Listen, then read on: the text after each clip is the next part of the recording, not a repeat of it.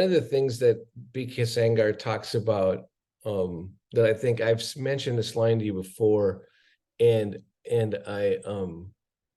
I've thought about it a lot in many different ways. He says something like, because a lot of people don't want to try yoga because they think it's a religion or they think it's some sort of, and it can be for some people for sure. But he says this thing I think is really interesting, that yoga is not a religion, it's a science of religion. And that's a thought that you know, once you use the R word, everyone gets uptight. But I've always said it this way about that line, is that when he calls it a science of religion, when you learn to integrate and become congruent, it integrate mind, body, and whatever else dimensions that we all possess, it if you learn how to integrate that, it'll support whatever you already believe. So it's not telling you what to believe necessarily, but it's how you integrate human consciousness and make it more receptive to what's going on. But instead of thinking about it that way, I was thinking more about what brings purpose to people's lives, like or meaning. We have this thing, human beings think that it's important to have meaning. So if I were to ask you to move a pile of rocks 20 feet, and then when you get this huge pile of rocks over here, you move them right back to the place where they were, right? That's going to be tougher for human beings to countenance, right? Because it has absolutely no meaning. You can't say, why am I doing this? But if you were moving rocks to clear the ground, to build a house, to do all these things, or whatever it is, to build the structure, then all of a sudden the work has a different feel to it, right? And what's the difference? How is it we gather up meaning and purpose, and why is it important, right? If we're doing our actions without thinking that there's any purpose to the future, none, right? Then that is, purpose is one of the ways to, and when does, meaning become passion, and all these things we have for words. What is it to gather up more of yourself and be able to effort with feeling that it's got purpose and isn't on a dead end? And why is that necessary for human beings to do, right? And when you're asked to do things with absolutely no purpose, it's thought to be punishment, right? Like it's a weird thing. And so when you think about, like, how is it that, what parts of you can you gather up? What makes you, not just passion, because that's a different thing, but what is it that you're bringing with you in your actions when they become purposeful?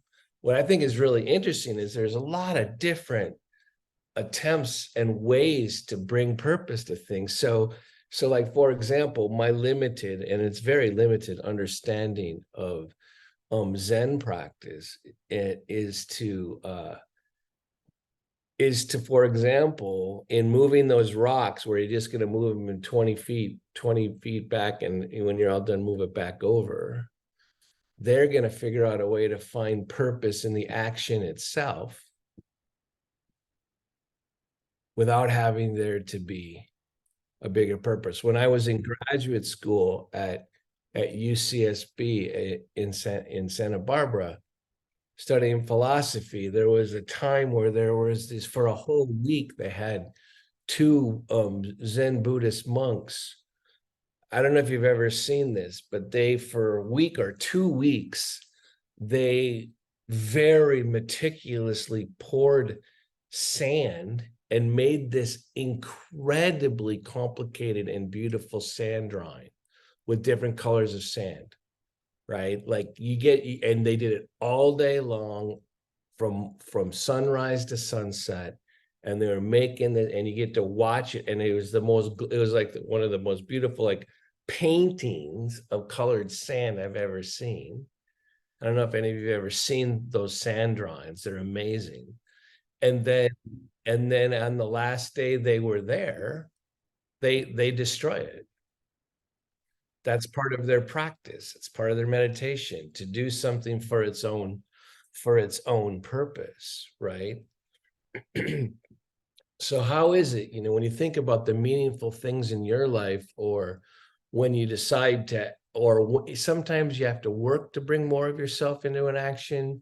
Sometimes it just kind of happens because you believe, or you have purpose, or I mean, clearly, whatever it is that can gather more of you up, it's not always the truth. I mean, there are a whole bunch of people right now in the United States that are dedicated to what they believe in is true, and they're and it turns out to be that they're undermining, I think, democracy, but they actually are able to gather themselves up. So the ability to gather up more of yourself into action is one of the things that gives life meaning. How you point yourself when you do that is the issue. So sit up straight and tall.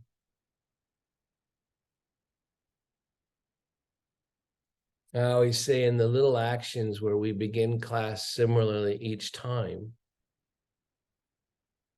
don't get bored. Realize that you're trying to open doors.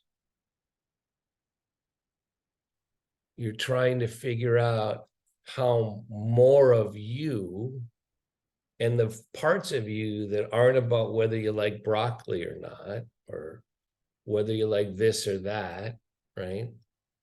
But when you're trying to center, you're trying to not just calm down, you're trying to let in,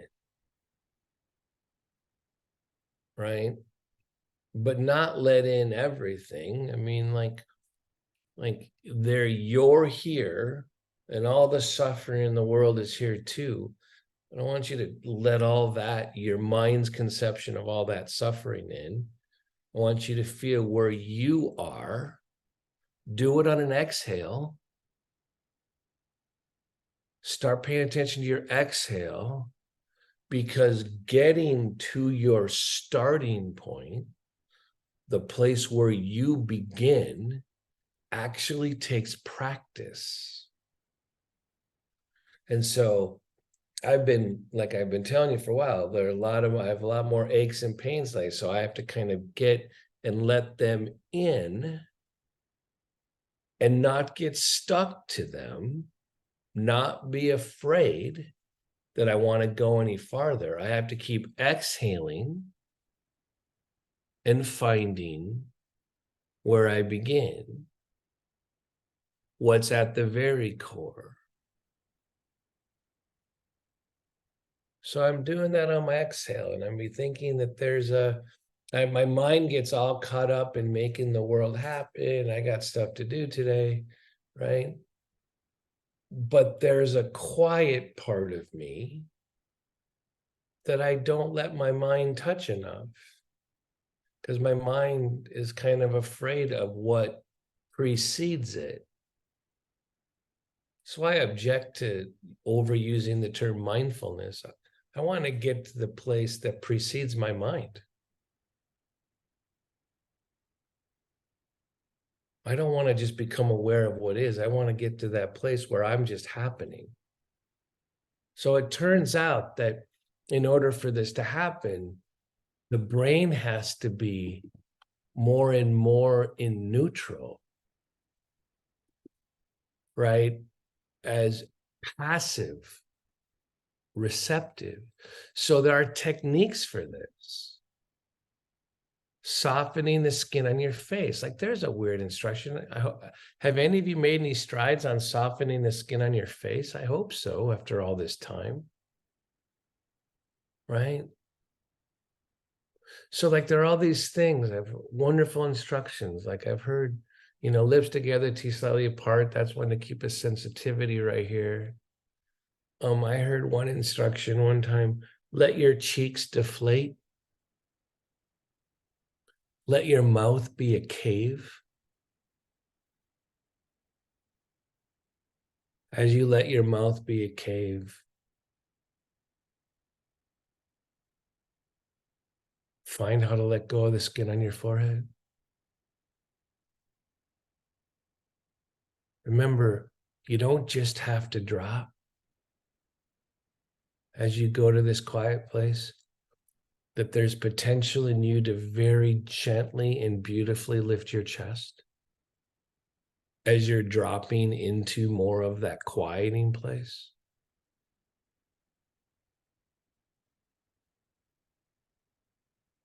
If you want a science term, sympathetic nervous system.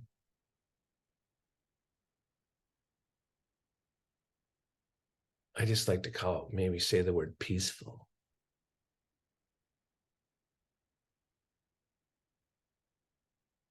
Where you don't have to strive.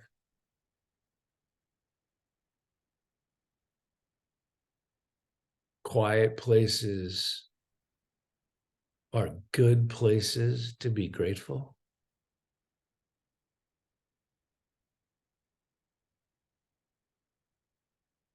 We need more of them. So I heard an instruction on a video of BK Sangar last week.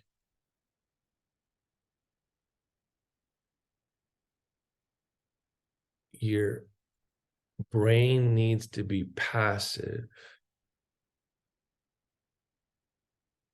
Your ears need to be receptive. And your eyes need to be passive. So differentiate between your ears, between sound, and the relief in your eyes.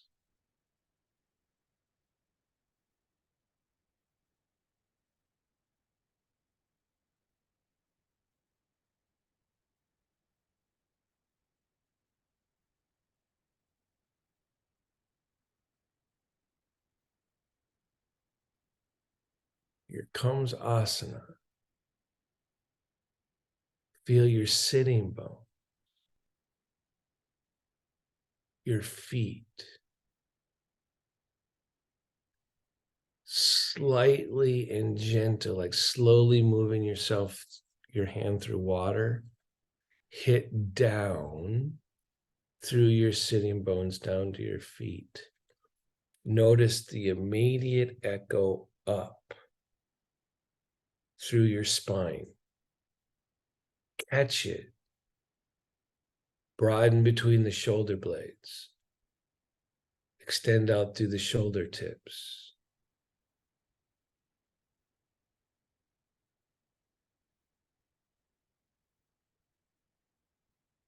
Open to what's behind you, around you, through you.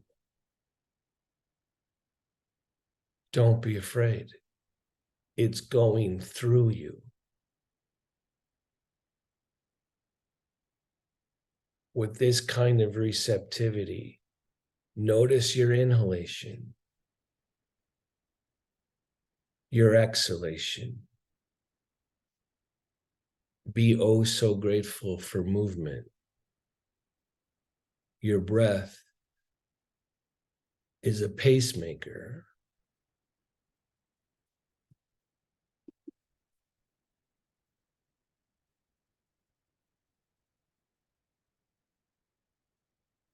Stay big,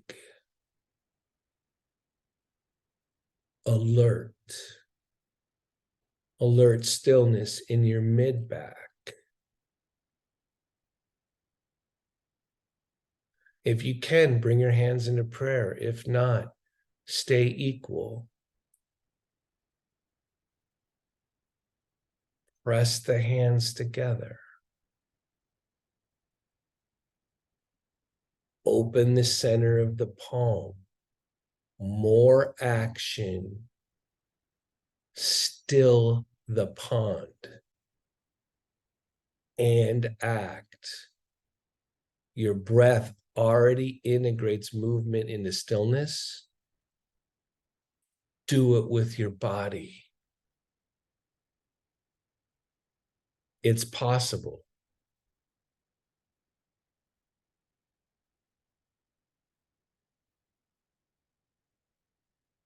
Let go of your day.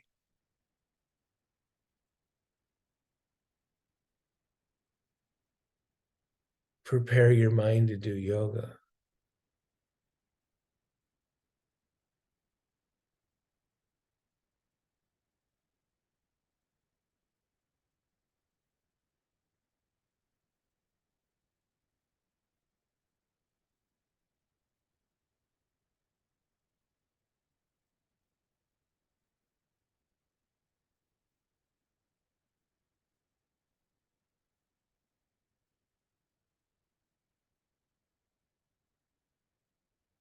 Good. And then release your hands down to your thighs, palms up. Sternum up. Chin down.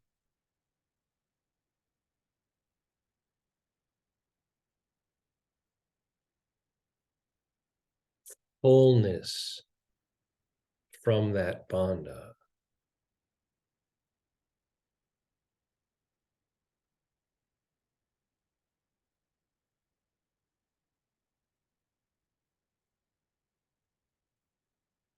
Breath into each nostril, each lung, awareness of each sitting bone, each foot. Stay patient.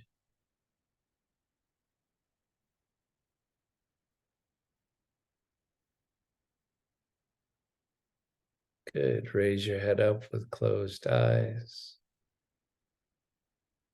Open your eyes. Have you ever noticed that when you're working on quiet and maybe you're not quite ready to or whatever, your mind finds all these different ways to like not quite submit, like, dang, I got an itch on my face. Dang, I got this. Dang, I got that. I've got to do this, you know? And it's like, wait, it's like the mind goes, oh, I don't quite want to. Wait, don't make me go into the river that I long for. Like, don't. I don't want, I can't. Like, it's going to lose itself, right? One of the worst things ever uttered for human happiness was, I think, therefore I am. Right? It's a bummer. It's a bummer. Right? Because no, actually, I am because I am. All right. So start to move around because we need a little bit more space, right? Right. So we're gonna get that kind of feeling of lightness, right? And if you can move with a little bit more rhythm, do that. Like figure out how to move where it feels good. Like what part of you allows you to be more sensual, right? To feel like, wait, things can be moving and smooth, right? They don't, and even if your body's kind of like off, like find a place of balance where you're just trying to wake up a little bit to the possibility of smoothness in the body you have, right? So it's like, you're just trying to like, oh, and then as you move a little bit, you're trying to like, oh my gosh, you mean I got skin too? When I take my arm up or when I lean over and there's a tightness of skin in a place, you're like going, oh yeah, I got skin. Really, if I think about it, I'm a bag of skin with organs on the inside. We're just bags of skin, for God's sakes. Then in the back of your mind, you're hearing lines from people that are describing things. Wait, intelligence enters through the skin. All knowledge comes through the skin. Well, it kind of makes sense because nothing comes from the world towards me without going through a part of my casing, right? Right? No stimulus comes in, right? And boy, my mind would be a bad place if I didn't see the world. If I was always forced to think in a dark room, right? That mind would get really boring. I could barely stand myself, right? So I'm moving around. If it was just me and my mind, oh my God, I'm taking my legs wide now because I'm just trying to get that a feeling of lightness and different parts of me, right? Different parts of me, right? That, oh yeah, I got all this centering crap. Like, what the heck? I don't need to just live in the small spaces. My whole body's here, right? I'm just kind of getting it, or I'm like with my knees wide here a little bit. I'm like, and even if you can't move your knees wide, if you can't take your feet off the pedals, then even getting a sense of rhythm here, right? Hey, my plant's back, by the way. Started to freeze here in Minnesota at night. He's in my way, for God's sakes. Right? Back. And so I'm doing stuff like this. Like I'm just trying to get so I start to feel more. Right? So I'm just moving, right? Oh, I like that one. See, my groins are tight. Right? I'm gonna lean over to one side a little bit, lean over to another. And so it's easy for me when I start to feel that, like to forget that I have skin on the bottoms of my feet. And even though I can't feel the skin on the bottoms of my feet, I can't feel them directly. I need to make space for them. Right? I need to go like, yeah, there's the bottom of my feet too. I just have to, even if I can't feel them, I got to make space for them. I'm telling you, the thing about self is that most of it is not tangible. And that doesn't mean it's only in my mind, right? All right, so lift up again. We're trying to get space in the low back, right? So trying to like let that hang a little bit. Why? Because I want there to be a sense of space and lightness in my week. I want to go back to little things. The thing about if you practice enough yoga, you start to be able to do, because you practice so much, you get to be able to do little things and have them as reminders throughout your day. Right? It's the space you create. So sit up straight and tall. So I'm going to take all that feeling. Remember, I have skin. If you can, it's like I have shorts on, and I can't feel the direct touch of the air on my skin. Like I can feel it on my hands, but I'm going to feel it against my hands on my skin. And I'm going to make space for the sensation I can't feel on the air on my legs.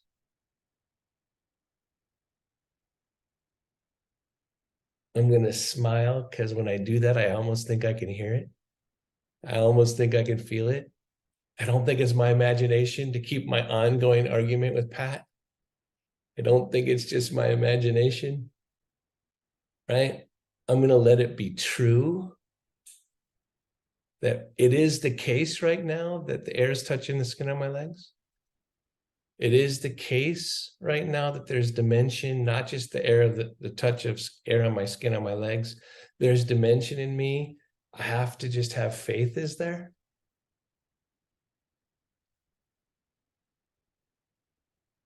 Place your hands on your legs or on a table, right? So this would not be yoga, right? Or not very good. If you take everyone take your shoulders up toward your ears, create the hollow spaces right in here.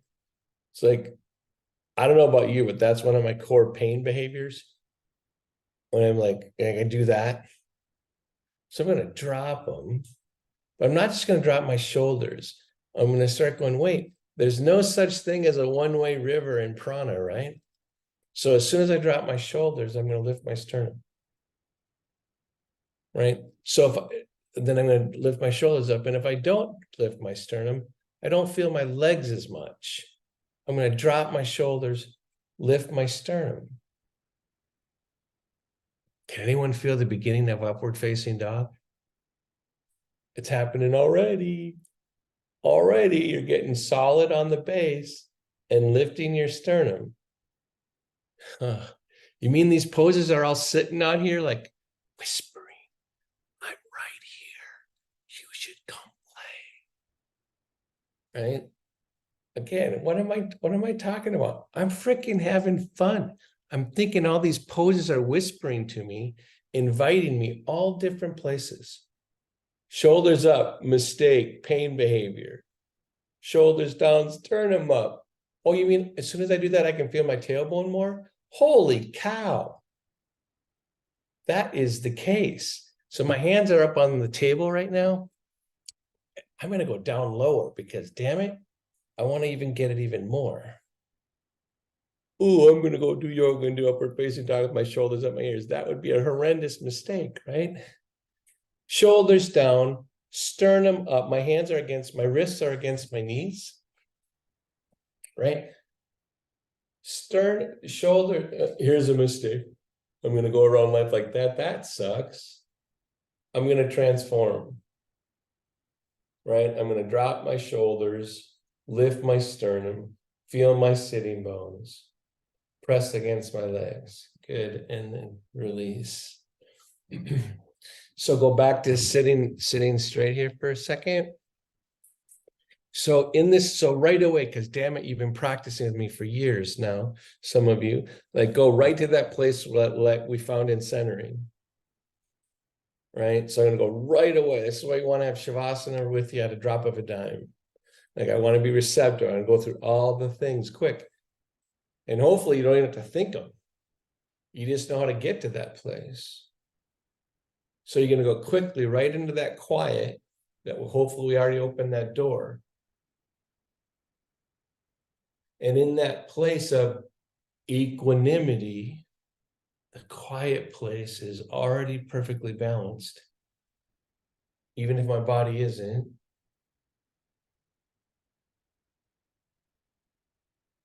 I'm going to introduce into this quiet space a sense of grounding. So we're going back to the basics again.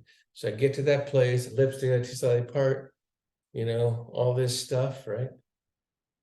And then in that place, I'm going to I'm going to ground back into my knees, but don't do it right yet.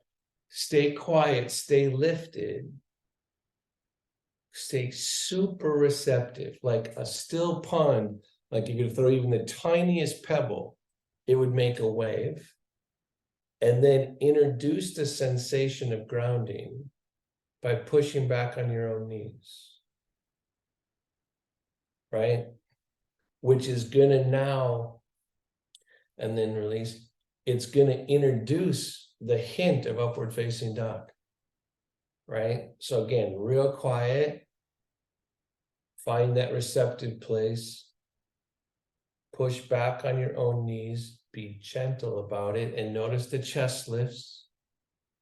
Notice the hint of the whole pose. And then release. Remember, if I just think the pressure on my knees is pressure on my knees, that's like moving the pile of stones 20 feet without knowing it has purpose. This time, know that you're getting to that really quiet place.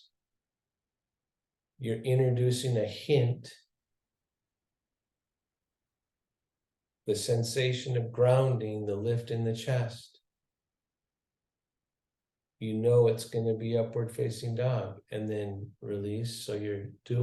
So your first step in upward facing dog is actually non-violent. We're trying to prepare an upward facing dog, right? So I'm getting that initial relationship. And then release, go back to the scarecrow. Glad I don't have to just live as a scarecrow. Right, here it comes again. Receptive. grounding, lift, and then release. Because as you know, I've been fascinated for a couple of years with the very first step into action, right? I want to get that one better. Again, don't get bored. There's a science here. There's a technique. Push back on your knees. Introduce grounding. And now, as you do, follow with raising your chin. But don't just raise your chin too fast, right? Let it grow. So from the quiet to the grounding, the lift in the chest, follow the chin up. Feel it not from the chin. Feel it as a lengthening, right? And then release. Again, we're trying to make it be an entire wave, right? From the quiet, remember, you have to start receptive. Self is not tangible. How you gather up more of you, right? So you're getting quiet again. You're introducing grounding. You're starting to feel the rise. And right away, you don't just lift your chest, you don't let it travel through you.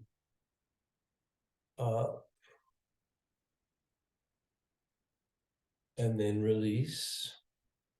Now try to do it a couple times with even more rhythm. Make it sensual, right?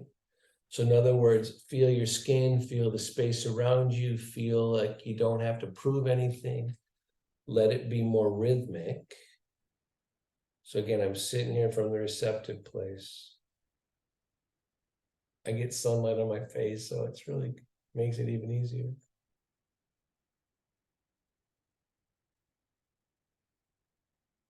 Good, and then release. Again.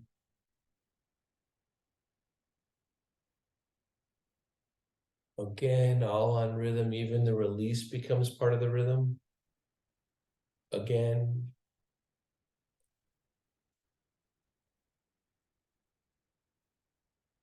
Again, release.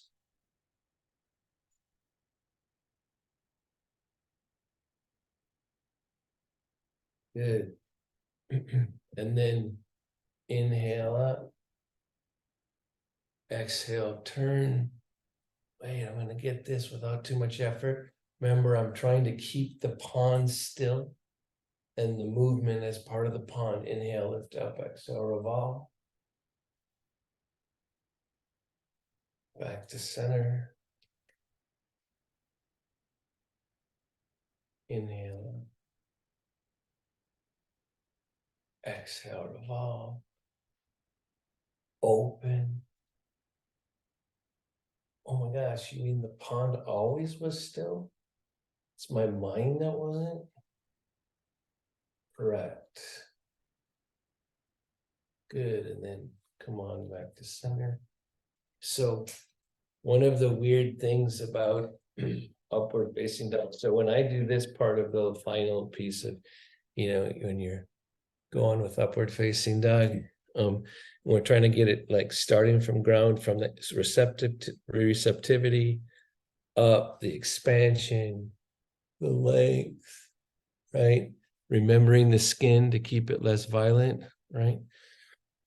So one of the last pieces is, and whenever I try to do this, the sensual part of the pose I almost always lose is, ooh, I just got myself super dizzy here.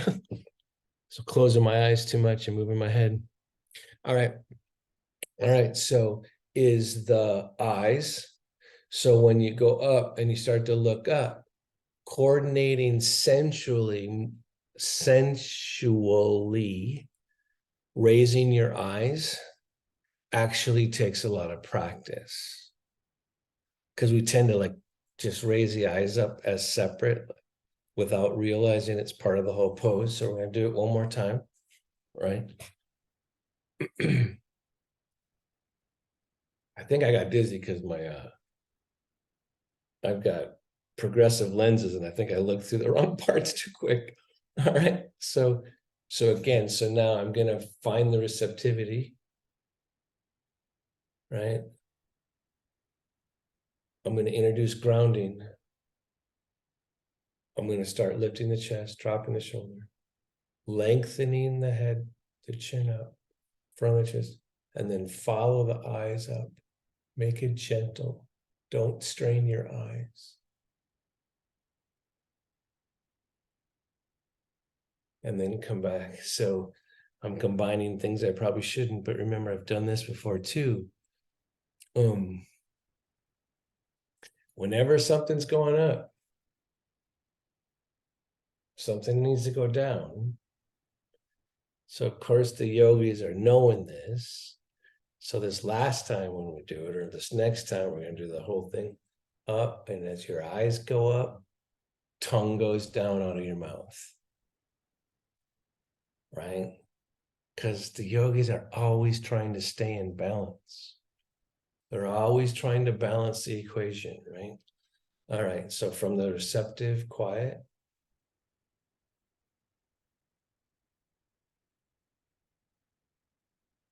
Pushing on my knees a little bit, grounding. Gonna come forward this time. Up.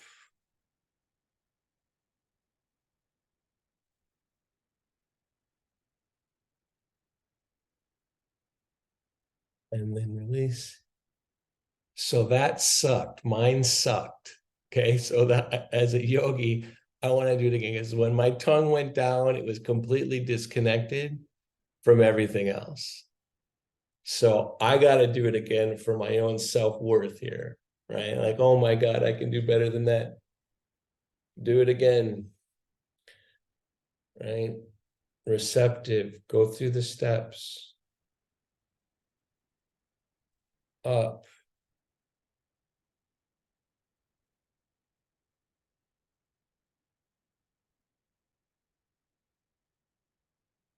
Back down. I did that one better. All right.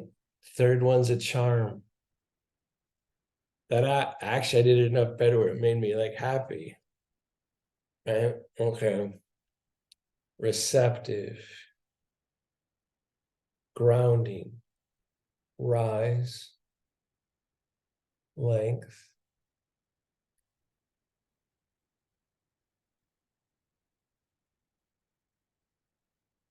And then release.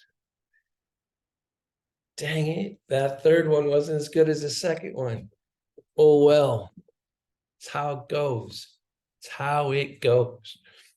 All right. So now inhale up. Exhale, come more forward and take your arm out. So I'm going to turn my chest and I'm going to do it with all of me. Not going to go too far. And then back. Inhale up. I'm going to come more forward, more into a forward bend, and rise up with more of me coming with, including my skin and what's behind me. Because when I bring more of me here, so especially for me, because it's harder for me to twist this direction, I tend to be more violent over here, right? Now, I don't know if you have a side where you strain more on. I know I do, right? Is that when I bring more of me, I'm less likely to be violent. There's a lesson for human being, right?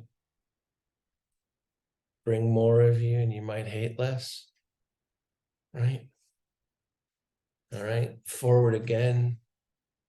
So this time I'm coming forward different. When I say forward different, again, like what I'm doing here. Oh, there's the sun. Holy cow, I can barely see. Right, so I'm forward and I'm grabbing my knee.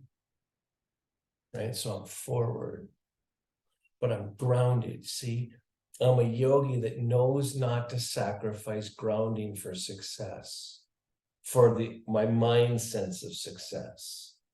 Right, so I'm got my elbow down. I've got one here, right, and I'm really grounded. right? And so there's a sense of upward facing dog right here, right? Of the way I grew up. And then I'm rotating it toward my sternum, towards the sun, towards the sky, right? But it's coming from this. I'm going to collapse here again to like refine it. It's quiet receptivity, grounding, turn dynamic, open. I don't need to go super far if I listen. Now I'm going to include my whole head in the pose. All these things, and then release. I'm going to come out of it like it matters, right? And then back up.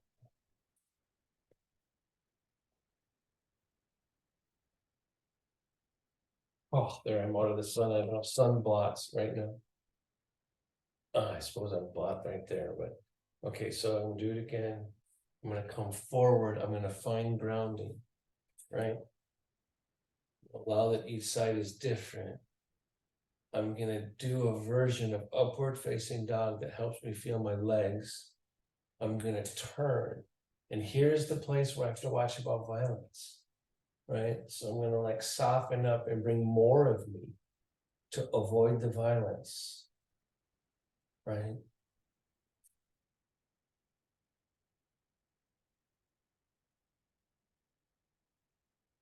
Good, and then release.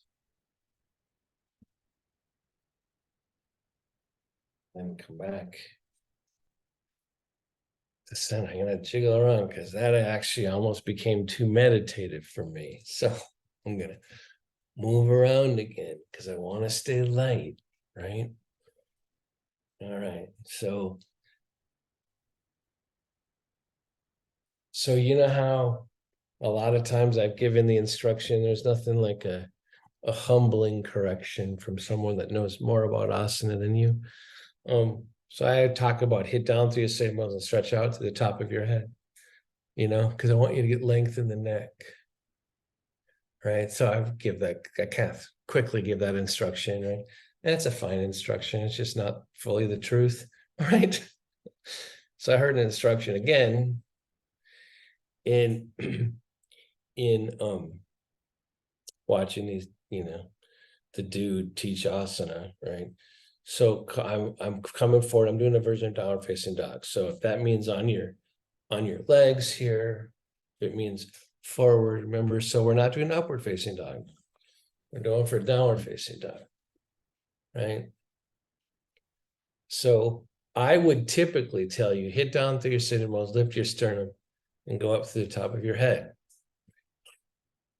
to make it be downward facing dog. So let's do that first, right? So you're forward a little bit. So whatever version you're doing, you want to be a little bit forward on your sitting bones because the traditional pose, your hands and feet are touching the ground and you are forward some. It's a forward bend and an inversion. So you want to be forward a little bit, right? So I'm looking at Renee and I always want you to broaden your collarbones when you do this, Renee, all the time. There you go. See how you feel more of your legs that way?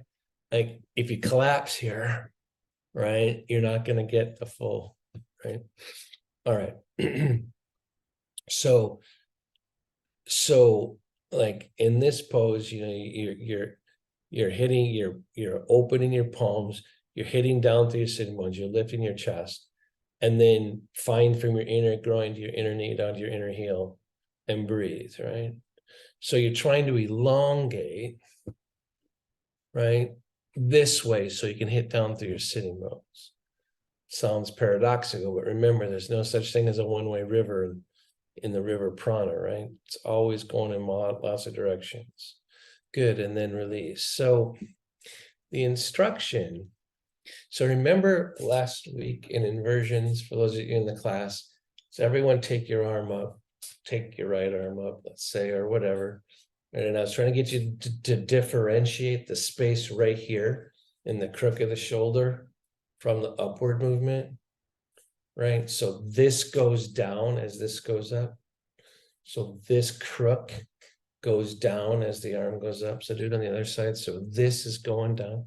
This turns out to be really important in a traditional downward facing dog, right? So this is going down as you're stretching up, right? So this goes down towards the tailbone as you're keeping your arm extended. In order to do that, you have to do that from the inner edge of the shoulder blade. There's a whole bunch of things that need to happen, right? That's why it's such a cool instruction. Okay, so come forward into downward facing dog again, right? And so the instruction that literally, just so you know, you're only getting an instruction that blew my mind. And so I'm like, gonna pass it on and take it where you can take it, right? So he's instructing downward facing dog, and where I would say just hit through the sitting bones and stretch out, lengthen your neck. So by stretching out the top of your head, he said, okay, in this pose, the ears, now I'm translating his instructions to a seated position, right?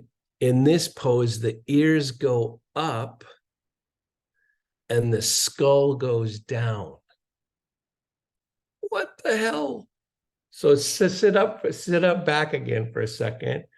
And what would it mean if I were to take you by your ear, put my fingers in your ears, or you put your fingers in your ears, and you like went this way towards the top of your head while taking your skull down? In other words, where you thought there wasn't two streams, there were two streams going in opposite directions, right? So now everyone, let's do it wrong, because I always learn from wrong to right, right? So I'm just gonna stretch the top of my head up, just like, and I engage up, right? Okay, that makes sense, kind of. But now wait, I'm supposed to only take the outside ear, my ears, the more outside up, and something goes down towards my tailbone. So in other words, put your hand on the top of your head, right? So keep it just above your head. Something's going up, and he's saying it's the ears, whatever. The ears go up, and then press on your head down. Differentiate directions between your ears going this way, your inner ear, your art of silence going up as the spine goes down. So if I've got this hand on the top of my head and I kind of feel my ears getting pulled up as my head goes down, my spine extends. Can anyone kind of feel that? What the hell? I've been doing yoga for 33 years. And all of a sudden an instruction comes and I go, oh my God, there's a whole freaking universe that I was missing right there. And now I'm overdoing it, so I got to be careful. All right, so not to fall in love with it, like, oh my God, you suck, Matt. How can you do yoga this long and not get this? But now here comes the yogi, here comes the fun about, oh my God, someone just gave me a new toy. Someone gave me a new toy, right? I got to figure out how to use it. And that's the spirit of a yogi, right? All right, so downward facing dog. So when I say hit down through your sternum, lift your sternum,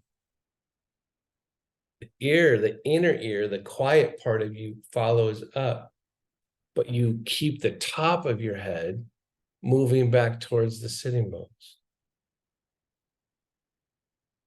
Breathe. How is this possible? And the answer is because yoga is really cool. And there's a science to this. There's an art to it. There's techniques to find more of your potential, to find more of what's here. I didn't realize the class was almost over. I was just getting started here.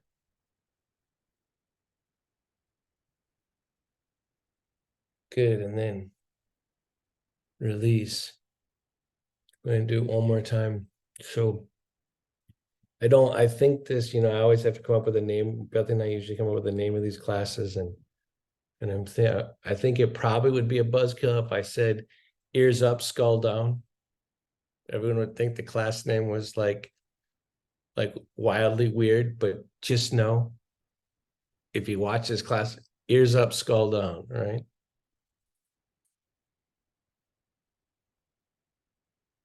So let's just quickly revisit upward facing dog with the idea of, or the imprint of the beginning imprint of an instruction that I wouldn't, if someone hadn't been here before me, I never would have seen. I'm sure of it. Right? So I'm going to come forward. Remember, we're in upward facing dog. We're going to go. So even here, as I start to drop my shoulders, lift my sternum, when I start looking up or start extending up, my ears are going up, but the earth needs to be kept by taking the top of my skull down. Broaden across the collarbones, roll the shoulders down. That's all part of the skull going down as the eyes and the ears are going up. Oh my goodness, it's a good time to breathe. Good.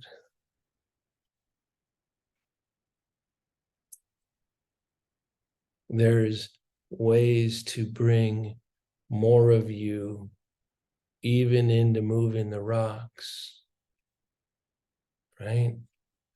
Even if you're moving them back, because yeah, I didn't even get to my Sisyphus illusion, right? About all these things. You better maybe come back next week and then remind me, right? Okay, so you're preparing for Shavasana now, right? You're getting that kind of, you know, it's so easy to think, oh my God, how did I miss this? It's like, no, I'm so grateful that there are other people that have been here before me and they can leave me breadcrumbs that I can learn how to practice into and live into, right? That's the spirit of a yogi. It's like, holy cow, there's stuff here. And if, that instruction, any of the instructions, right? You just got to practice them. And you could do just the opposite of that instruction, and you should see where that leads to. So find the symmetry, each sitting bone, each foot. I need my base, right? For me, because so much of living with a disability, you're holding everything up and managing. I really need anything that I can do to get my legs more receptive, right? And so an instruction like this is so powerful for me because that something needs to go down and keep me connected more to my legs, right? It's really important. So for a while now, I've been focusing on my legs in Shavasana, trying to get them prepared to receive support.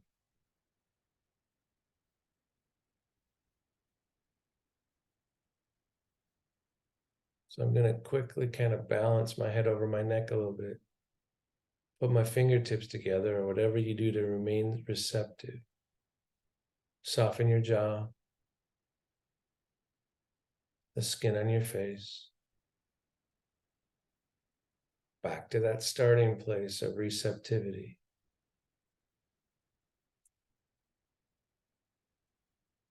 Let your chair hold you up.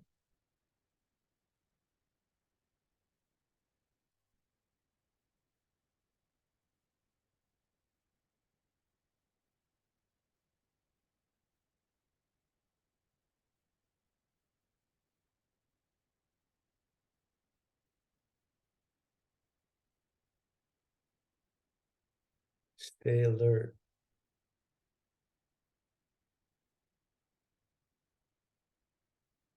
Remember the spaciousness in your spine.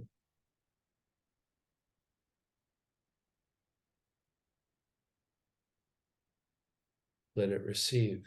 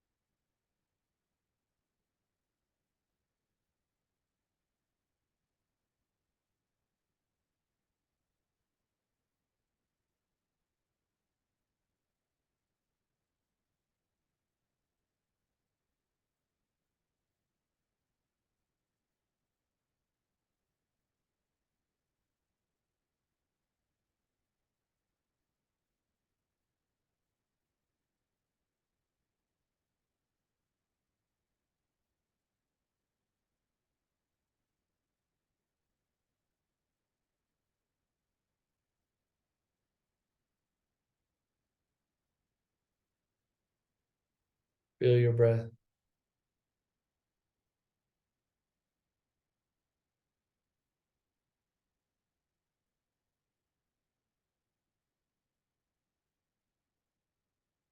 There's more of you here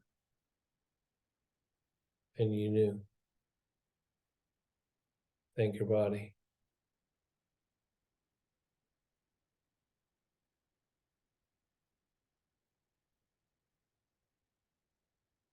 Thank it again.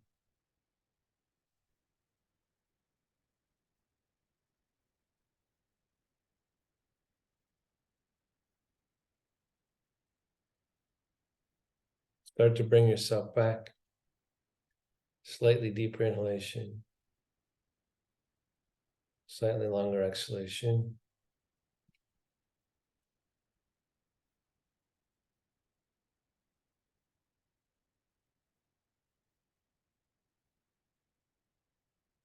There might be reasons to gently smile. There are for me.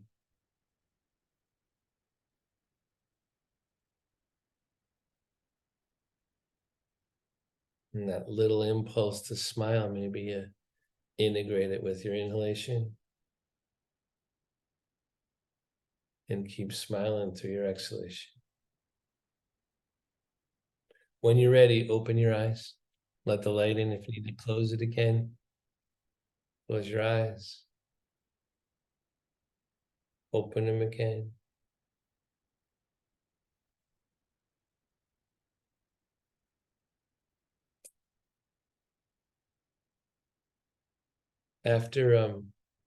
Sometimes after I do yoga, it's a beautiful day here today, but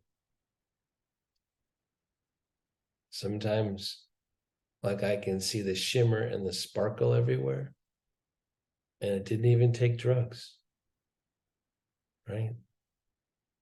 It just took like noticing. It shimmers here, right? And that's just the truth of it. You could deny it if you want. I don't know. Don't waste a lot of time denying the fact that it shimmers here. All right, hands together. Namaste. Spirit in me bows to the spirit in you.